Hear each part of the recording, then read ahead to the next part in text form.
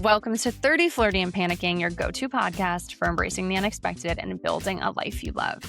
I'm Kelsey, and today's episode is technically from the vault, meaning that it was recorded before the official launch of this podcast. And while the version of me who first sat for this conversation feels in many ways so far away, the themes and the topics that we touch on feel as important and relevant as ever. If you don't know the incredible Chika Uwazie yet, she is a globally recognized writer, speaker, podcast host, an entrepreneur whose words have resonated with people all over the world navigating change, growth, and reinvention. And in this episode, we dive headfirst into a conversation about life in your 30s. We touch on timeline grief, navigating friendships and relationships, healing, but most of all, the opportunity that can come from rebuilding your life in the aftermath of things not going exactly according to plan. We talk about the pressure that so many people feel in their 30s to have it all figured out, the importance of learning to trust your intuition and listen to your gut, and why sometimes the very best chapters are the ones you never saw coming. So whether you're approaching your 30s, you're in the thick of your 30s, or you are so far beyond them that you can barely see them in the rearview mirror, there's something for you to take away from this. So let's get into it. Chika, I'm so happy that you are here. Guys, before I say anything else, I just want to tell you that when I first reached out to Chika, it was via Instagram DM after we got connected there. I had seen her content and was like, hi, this is literally the epitome of what we're trying to share.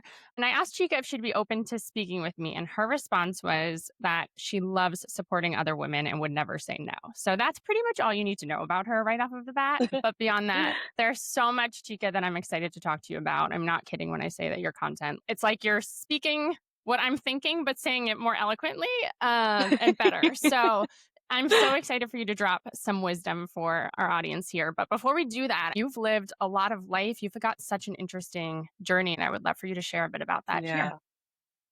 Yeah. Well, so first of all, thank you, Kelsey. I love your podcast and I love just everything that you're doing. I think it's so needed, especially in this space, being in our 30s. I think it's one of those decades that people don't talk a lot about. So I'm really grateful to be here.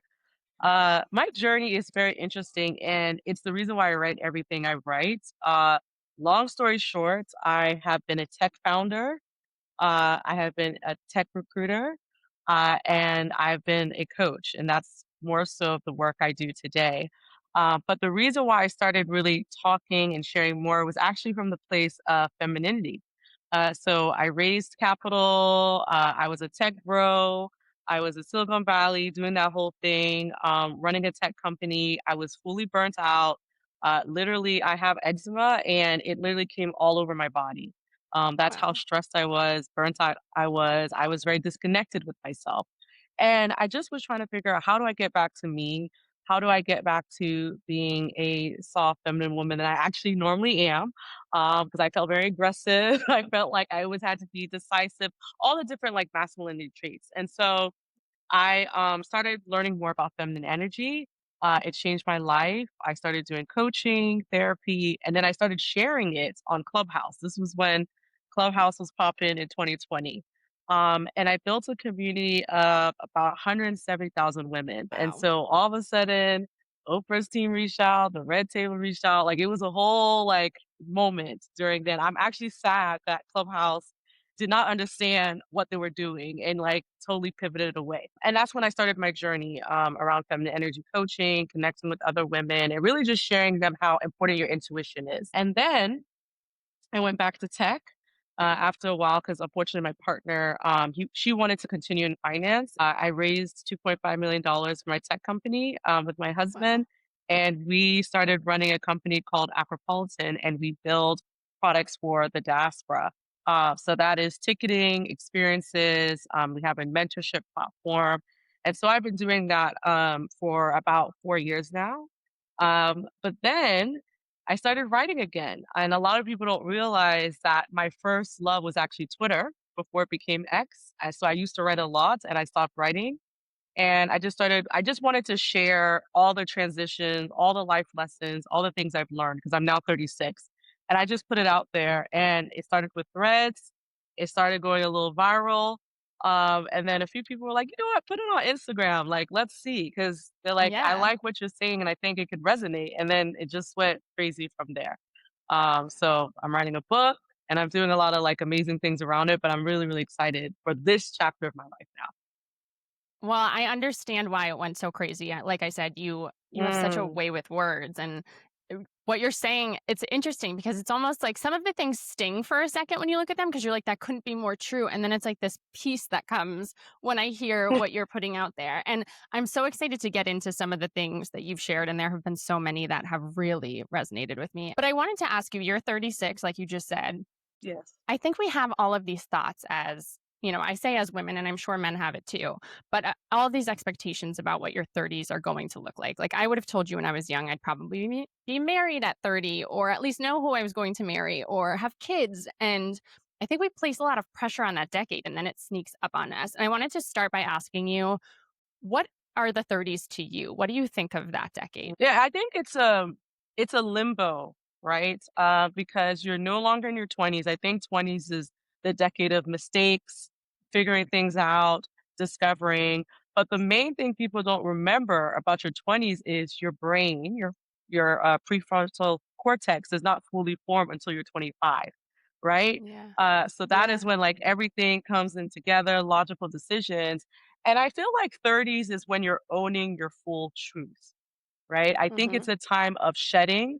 I have this framework I talk about. I say you need to release, reclaim, and rebuild, right?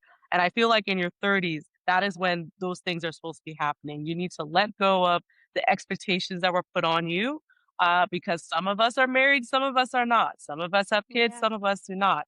You need to let go of careers. I think it's a great time to pivot, right? Maybe you tried something for a few years in your 20s, you hate it. This is a great time to change, right? Because you still have your whole life ahead of you. And I also think people don't understand that your 30s is not your midpoints of life. You still have 40, you still have 50, you still have a long way to go. But I just think there's a lot of pressure that once you're 30, you're an adult.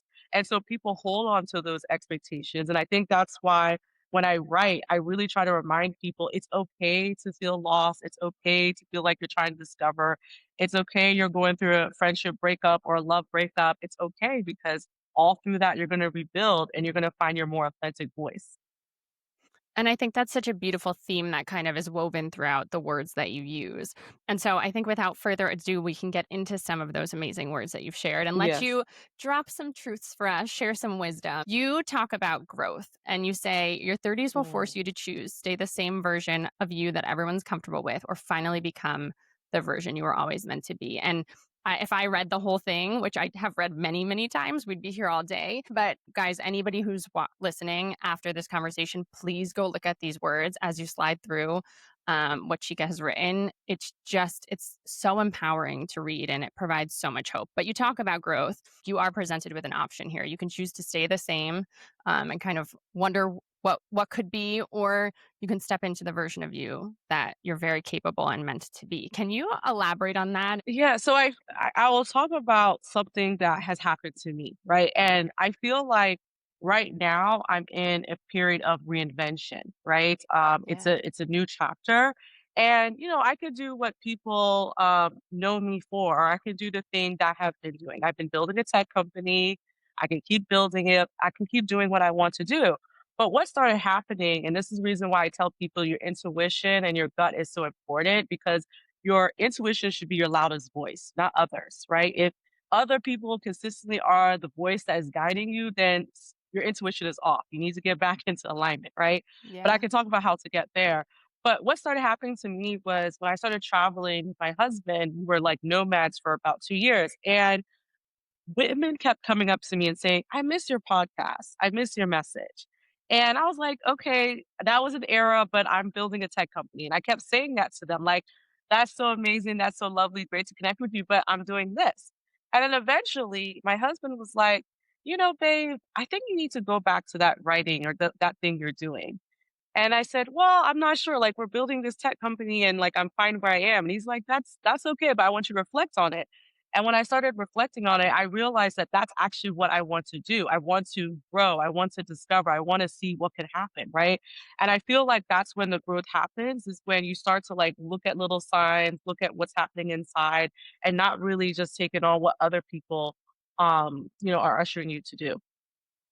And you talk about finding that alignment, Yeah. how does one do that for the person who maybe is scared of what people are going to think of them, or, knows that a family member maybe won't be supportive of the choice that they're making? How do you really do a gut check in a world where there's so much noise and so Mm, many voices to figure out what's truly going to speak to you and kind of let your soul sing, if you will? yeah. So a question I have you ever done any inner child work? I really haven't. Okay. So this is how you do it, right? So I always tell people when you're like, I don't know my voice, I feel misaligned. I always tell people go back to who you were as a child, and I say right to her, right? So for example, for me, it's always around age 9.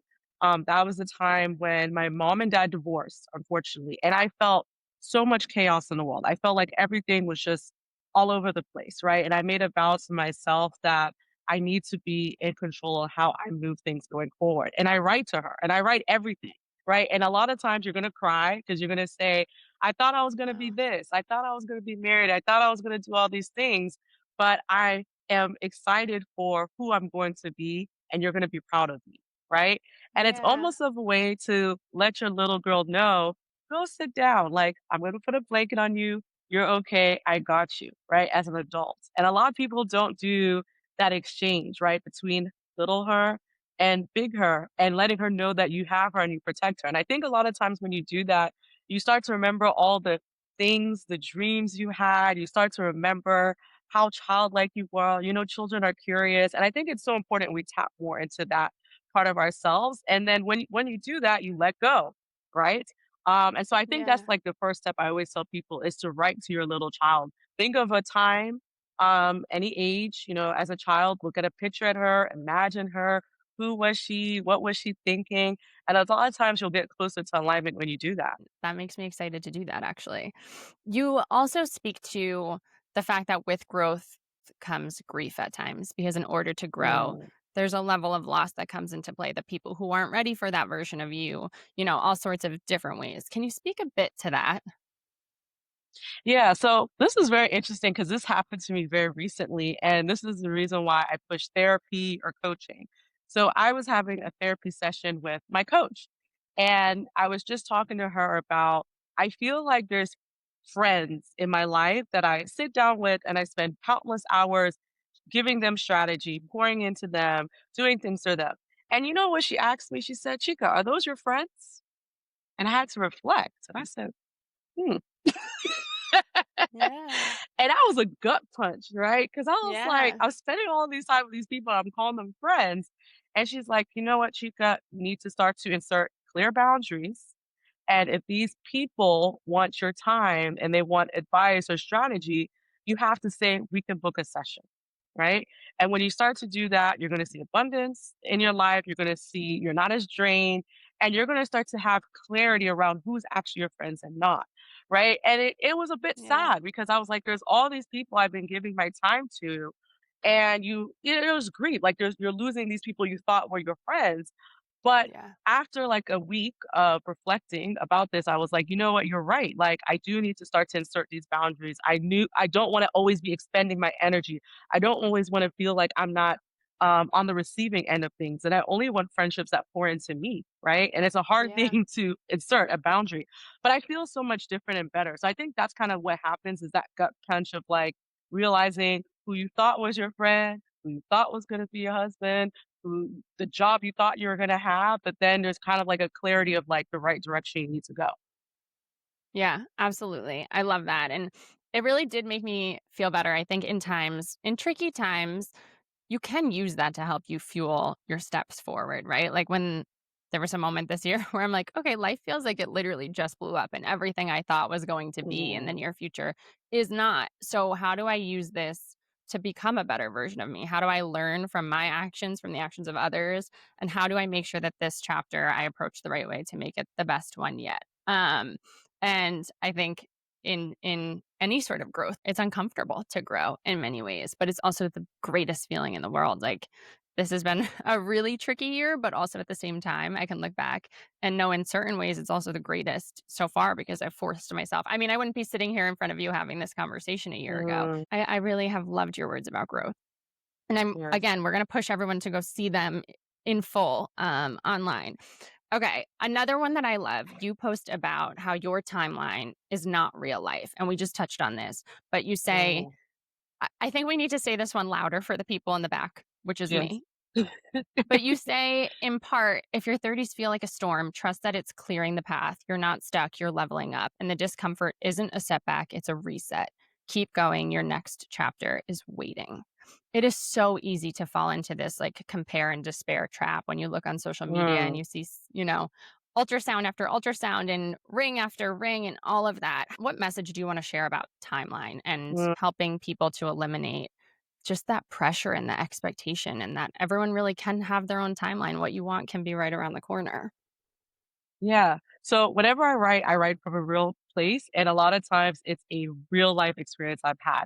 So a perfect example, and I'm going to be very vulnerable because I think it's important to understand this part of me.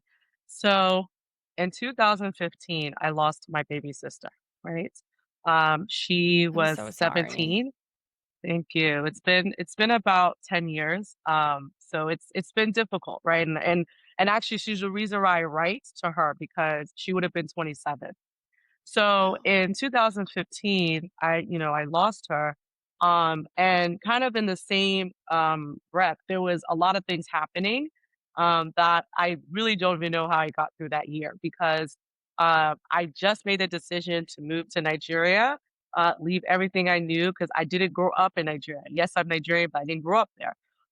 Because I wanted to, do something radically different after Georgetown. I wanted to go into business. Mhm. And then I get the phone call about my sister. So I had to fly back home to DC and prepare the arrangements. What was crazy about this period was a week later, I was the maid of honor in my best friend's wedding. I had to pull it all together, right? I Yeah. had to smile. I had to be there for her. I did not want to ruin her special moment. And what was crazy was there was a moment that her older sister pulled me inside and said, "How are you?" And I just like broke down crying, right? Yeah. Because she knew everything that I was going through. But I'm saying that to say that that time I was actually also in a very serious relationship that was supposed to be going towards marriage. So you can imagine there's a lot Yeah. going on. And I just remember one day after maybe like a few weeks after all this happens, I'm still warning my sister. I'm still just trying to reconcile everything that's going on. And my boyfriend at the time said something really just crazy. I don't remember what he said to me. And I was like, "Do you not understand what I'm going through right now?" And I broke it off Right. with him. Right. And mind Wow. you, the timeline I had was me and my best friend were supposed to get married together, same year. We Yeah. were supposed to have children together, same year. Can you imagine that I did not get married till like 8 years later, right? Right. So I think for me, I always tell people that uh, when things are supposed to happen, they happen for you in God's timing. I truly believe I was not ready to get married at that point. I was going through grief. I didn't really unpack everything until maybe 5 years later with a proper therapist.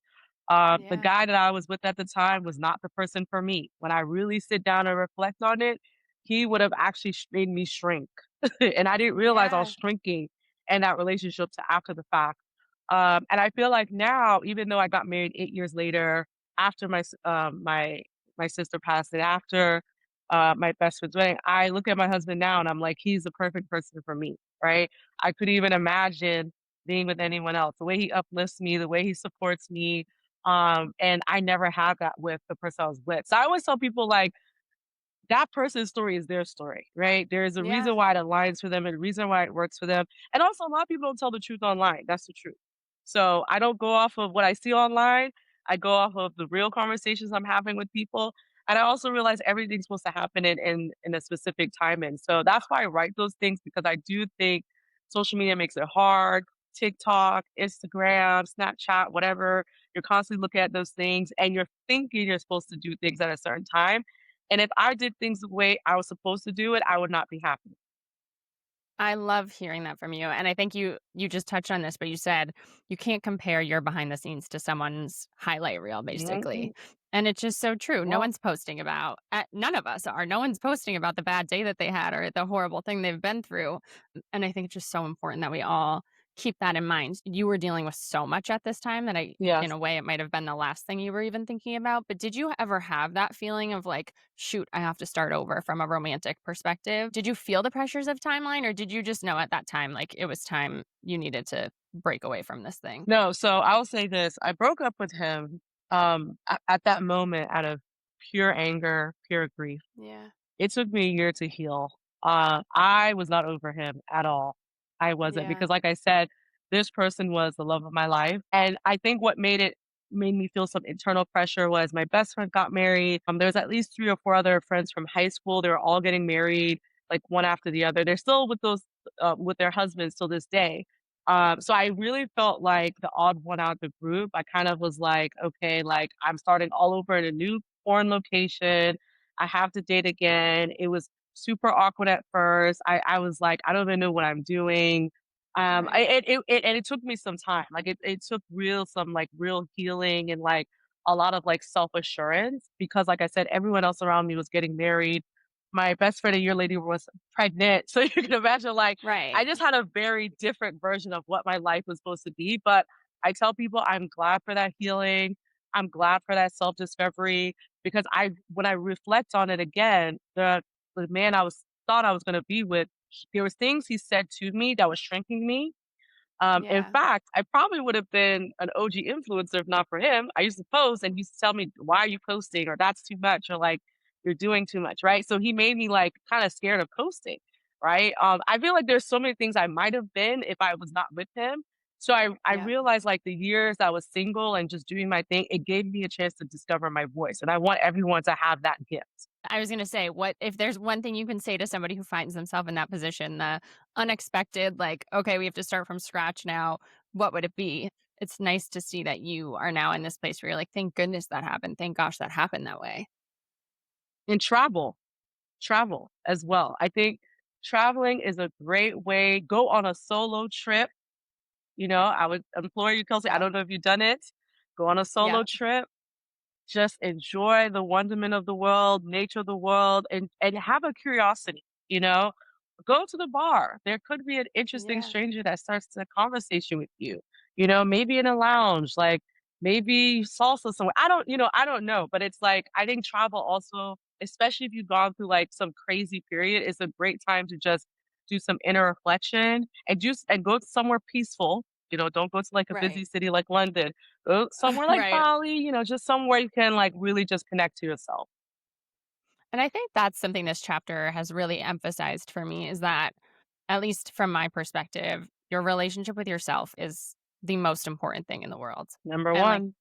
right? And the actions that you take, you just have to what we started off with, you really have to stay aligned with yourself. And if that relationship is strong, your guiding forces will steer you in the right direction. So I think solo time has actually been the greatest gift to me in this chapter. Weirdly, it's in ways has felt lonely, but when I realized that it's such a gift to just sit with myself, and that's something I think I wouldn't have realized until, at least definitely in my 30s, but specifically this chapter. You actually posted about what you would want to tell your 20 something year old self. So many just words of wisdom that I think have resonated so much with me. And you say, comparison will steal your joy. You talk about how potential is not enough, that healing is messy, but avoidance is worse. Vulnerability is a superpower, not a weakness. We've kind of touched on that comparison will steal your joy. I think that's such an important one that can't be emphasized enough. Someone else's timeline or someone else having something does not take away from you or mean that you can't have what you are wanting or what you are working towards. You also say stop wasting time waiting for permission. Can you lay this one on us? Mm, so I'll say this. So I didn't really talk about why I stopped writing, right? This was around, I think, 2021. I was writing every day on Twitter, different things, different thoughts. I had a girl bully me, literally bully Mm, me. Yeah, so this was the time there was some like 'cause I talked a lot about, like, feminine energy. I didn't really talk about dating, interestingly enough, but I guess people would allude that, use feminine energy in your dating. And there was this guy that used to go viral for giving dating advice, and then there was a story that he was a fraud, right? mm. He was cheating on his wife, and there was a whole fraud. And so essentially, this girl compared me to him. And She said both of us are preying on vulnerable women, right? And she started like sending different tweets to me about it. Then she brought all her friends and they all started like attacking me on different sides about me speaking about feminine energy and that I'm taking women back to the 1950s. And like they even brought up clips of things from Clubhouse. Like it was really, really crazy. And me and Oh her my were gosh. trending on Twitter that day. And after a while, I said, you know what? I'm not doing this anymore. And I just left and I stopped tweeting for a Wow. long time. And I stopped Wow. writing and I stopped publicly talking about this, for quite some time. Right. And so I think when I came back on the scene last year, a part of me was worried, right? I remember I spoke to a strategist and I said, "Hey, I want to start talking about these topics again. I don't know which angle I should go. What do you think about?" And he's like, looking at your content, I really think you should talk about dating and relationships. And I was like, I don't want to write about that. Like the last time I even talked a little bit about it, it went crazy. And he's like, no, I really think you should. I think you're strong in that area. And I said, you know what? I'm going to start doing it. And again, so many women to this day say how I move them. I get DMs, people saying, thanking me. I have women showing me their engagement rings. I mean, the impact has been amazing. And so I think I'm at the point where I just don't care. I will never allow Mhm. someone to give me permission of what I'm supposed to say, how I'm supposed to show up. I can't do that. If I did not do that, I would not be impacting people. I would not have this conversation with you. I wouldn't get all the DMs I get every day from people saying how I changed their lives, how it's healing. I wouldn't do that. And can you imagine if I allowed that girl to just quiet my voice, because of S- she's a big personality. So no, I just will never allow anyone to, quiet the things I want to say again. What do you hope other people take away from that story that you just shared? I think when you're going to do something radical, expect people to dislike what you're going to say. You have you're like I hate using the word like haters. I hate using that, but people are Mhm. always going to be envious of you. Not everyone's going to like you. And to be honest, sometimes I say, well, if I don't have an opposing opinion, I'm not on the right path. The people who Yeah. break through things, shake things up, a lot of times it could be the unpopular opinion.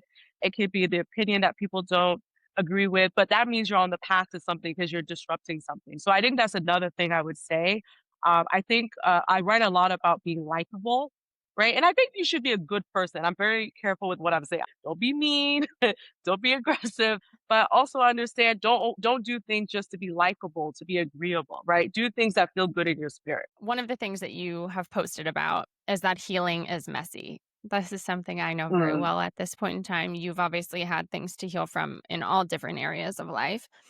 Can you elaborate on how healing is messy? And if someone yeah, is in a process right now, if they're in a point in their lives where healing is very much at play, can you share some words that might help them to feel less yeah, alone and like they're still on track?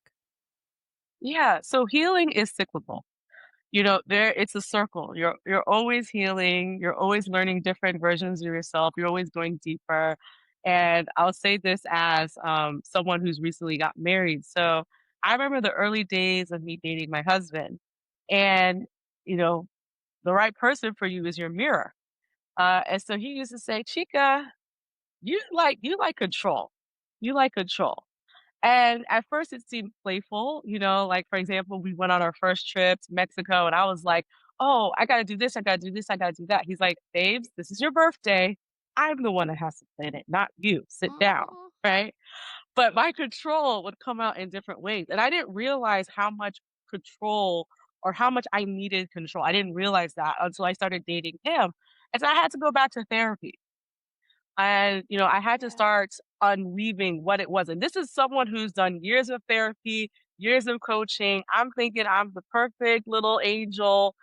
No, I realized I still had parts of me that needed to heal. And so when I went back to therapy, going back to what I said about the divorce, I realized that, as a child, I think seeing my parents, they didn't have the cleanest divorce. It was quite messy. Mhm. And I, Mhm. I felt so out of control and I felt helpless as a child. And so I think at that moment I said, no, like, okay, going forward, Chica has to be in control. Chica has to be the one. Chica has to be anal, right? Right. And so I had to do a lot of inner work with that part of me and healing that wound, and letting go. It was hard. It took about a few years to like really get to the point. I haven't we me and my husband have not had an argument about control in a while.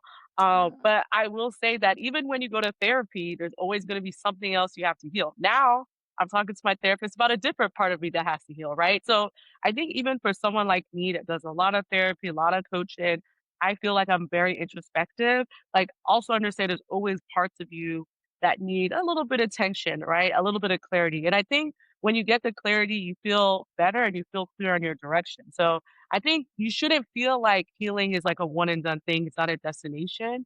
And I think people who are really, they may feel lonely. I think they need to understand that you're always going to be healing. And it's better to start than be someone who has never even done any introspection in their life. And there's a lot of people who are walking around with wounds and they're not trying to heal them either. it actually is crazy. I don't think I recognized how much that comes into play in life, and it comes into play in relationship dynamics. It comes into play all over the place.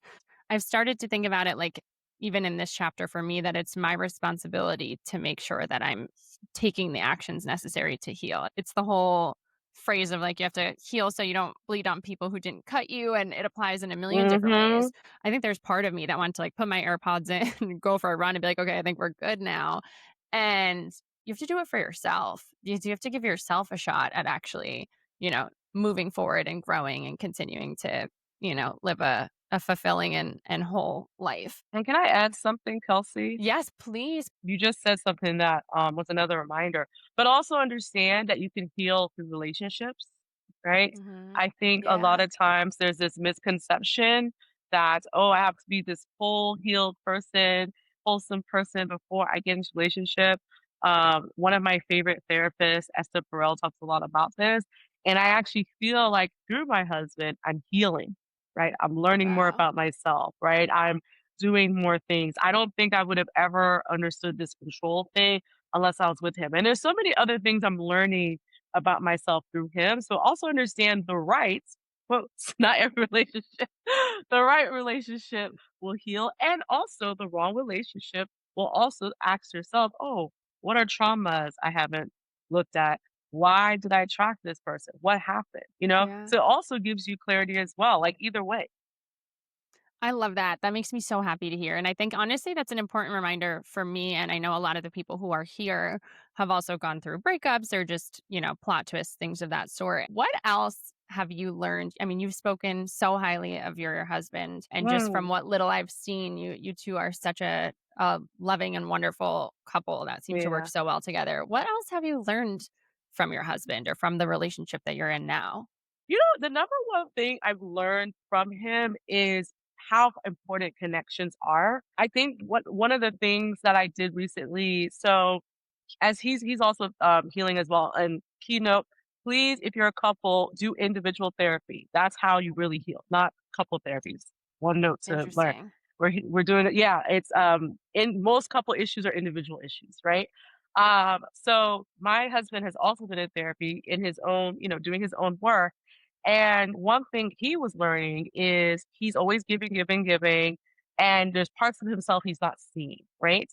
And so his last birthday, I said, I need to like get all his friends and I need them to like pour into him. I need him to send video messages and saying how my husband Eche has impacted their lives. And through doing this exercise, I realized, man, like my husband has done such an amazing job, like connecting with people, keeping relationships, sustaining relationships. And he does simple things like when he connects with someone, he doesn't just say, hey, how are you? He says, how are you feeling? Right? He always Mm, asks that, right? And it's a way to like tap in and someone will say like, honestly, I feel like crap, and it kind of gives the chance for him to connect with him in that way. So I feel like a lot of times I learn a lot about like maintaining relationships. My husband is really good. I don't know how he does it. He has like a million chats. I don't know how he keeps connected with these people. It's overwhelming for me, but I really love how he's sustained relationships, kept relationships, and he's good at reading people too. He's really good at reading people's energies. And like he's really good at being like, Chika, that person's weird. He's really good yeah. at telling me, and he's normally right.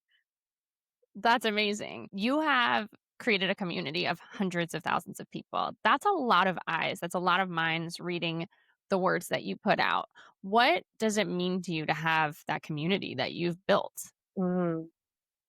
You know what I'll say is that um, what actually brings me the most joy is two things. When I go out in the world, because there's a lot of people that have like social following, and then like it Mhm. doesn't translate into real life. I don't know if you've seen that story of like an influencer doing a meetup and no one showed up. Right? Yeah. So like, yeah, you can have people that, are engaging in your content and it doesn't translate offline. I feel like what really brings me joy is like when I'm just in a random place, like a grocery store or I'm walking somewhere and then someone like kind of like comes up to me and they're like, I really enjoy your message. Like, or I use your message and they say they implied it here. Actually, yesterday I went to an art gathering, an art exhibition the opening night, and a guy actually, because I my fastest growing audience is actually men. They are It's growing so like it's growing interesting. like crazy. Yeah, yeah. They're like I when I started the year, I had like 0% of men following me. Like it was like almost like no men. When I started writing, it's actually now over 30% of men. So it's Wow. growing. Yeah, it's growing quite quickly. But a guy came up to me and he was like, I've been following you and every day I look forward to your message and like please keep writing, keep going, like don't let anyone stop you. And it was just like so heartwarming. So I feel like when I meet people in person and I always hug them, I always ask for their name and I always say, please message me so I can follow you back. Because I really think Aw. it's so important to like stay connected with the community. I think the other Yeah. thing that brings me joy is the emails. I get emails and they share their Oh. whole life story. Whenever I send the first email you get from me from my newsletter, I Yeah. ask them a reflective question and I say reply to me and I read every email and I really do. Wow. And I always respond, I always connect, and that really brings me joy because they write like, a page of stuff. But it shows how impactful words are. And I'm gonna be honest, I think it took me this year to realize the power of words. I've always read books, Yeah. I've always said things have changed my life, the books I've read, but I feel like just seeing this in real time has been really heartwarming to me. What what is your process when it comes to writing things? What's your process look like? Is it just as you go, Mm. through your day, you write something down if it comes to you? Do you go sit somewhere? What does that process look like for you? So I write every day. Typically after I've like done some type of walking or whatever, and a couple of things happen. So sometimes I'm inspired by something I see and I write it down. When I started writing again, the first conversation was around mother-daughter relationships. And it was because Okay. I saw someone talking about their relationship with their mother, and I was reflecting and I was like, I'm really blessed to have this relationship with my mother, but I know so many people that don't have this.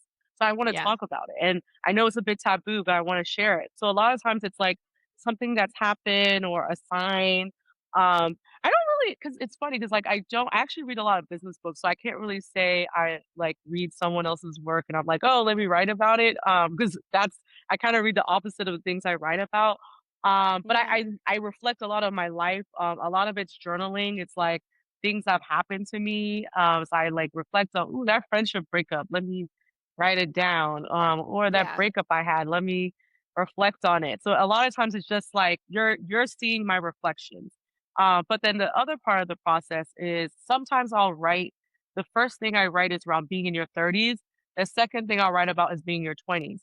And I typically am doing that because I'm thinking about my sister, because she would have been Oh, 27. So a lot of the things I write about when I talk about specifically in your 20s and referencing that is lessons I wanted her to have, right? As a big sister, yeah. I don't want her to go through all the heartbreaks and the friendship breakups. I don't want her to go through that, right? I wanted her to, at least get as much wisdom as she can from me. So sometimes I'm thinking about her.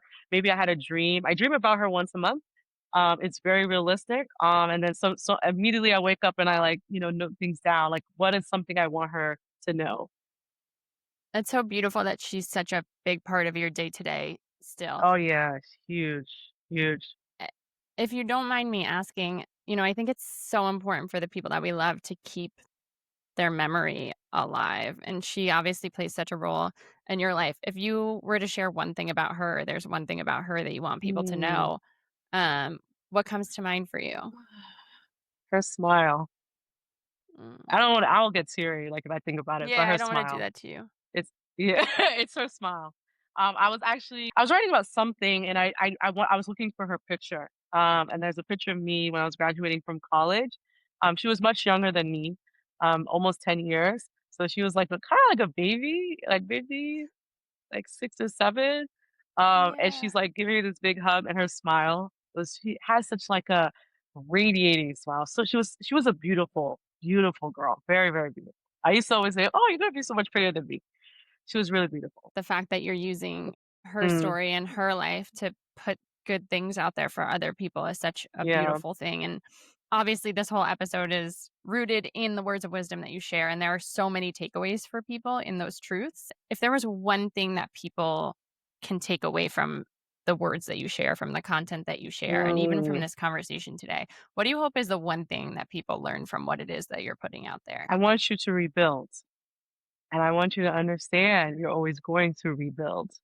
One of my favorite authors, Chinwe Achebe, he has a book called When Things Fall Apart. And is the truth is like in your 30s, things are constantly falling apart.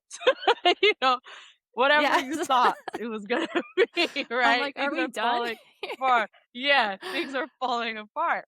But I want you to understand that, like, the beautiful thing about being a human is you have the capacity to rebuild, right? And like if you look at some of these like amazing, stories of like whether it's an entrepreneur or a celebrity or just personalities, like what inspires me is a people where everything fell apart and they rebuilt, right? Yeah. Or they reinvented themselves, right? That's kind of when I think that's when it's life gets interesting. And I think the story I want to tell people is like I had a very different path than I thought of myself. I lost things, right? But regardless of that, I rebuilt, and this is my story. That's the story I want to tell people when I look back in my life. I'm so grateful to you for sharing that story, and I think that that comes across in everything that you put out, and it's such a privilege to have you sharing that here. What's next for Chika? You are constantly evolving, you're Mm, constantly tapping into new spaces. You referenced writing a book. What's next for you? yeah. Yeah, I think that's number 1. So I'm in the middle of writing a proposal, and then I'll, kinda go through that, traditional route. I know it takes about 2 years. I feel so bad because every day I get comments, "Write a book, write a book, write a book." I'm like, "I'm working on it." It's not a fast process. Right. Right?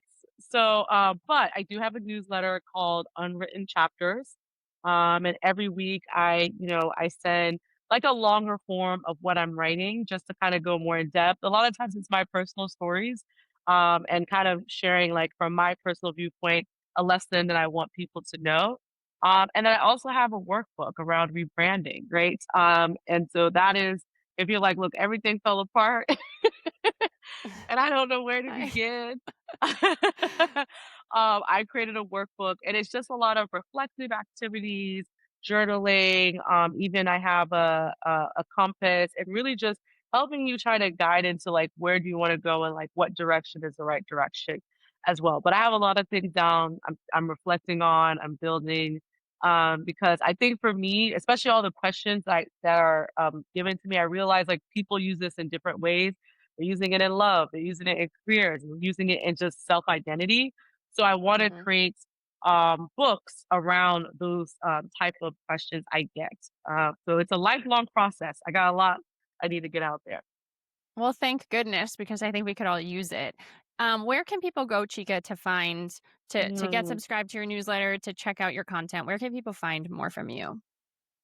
Yeah. So everything's on my Instagram, Chika Uwazie. I'm sure you have the link in your podcast notes. I literally have a link to subscribe to my newsletter. I have a Substack. Those are the 2 main, places that you can find my work. I love it. Well, thank you so much for your time today. I can't tell you how much I appreciate it. And again, thank you for sending that message back saying that you are just here to support other women and other people Ah. in general. That was such a beautiful response. I was like, okay, I'm fangirling over you. So thank you for Thank that. It's been you. such an honor to chat, and I'm so excited to see what you continue to share. Thank you for having me, Kelsey. Hi, I'm Chika, and I hope after hearing our beautiful conversation, you feel 30, flirty, and soft.